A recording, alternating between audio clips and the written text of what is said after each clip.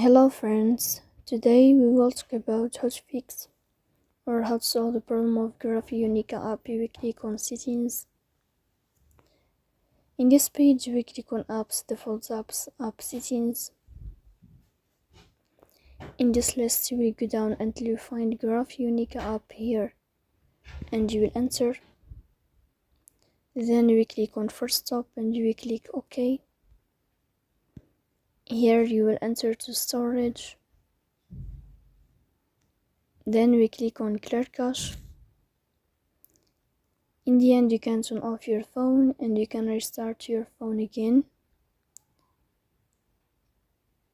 If it's not working with you, then you can just update your app on Play Store. So please don't forget to support us by like and subscribe. See you next time and thank you for your watching.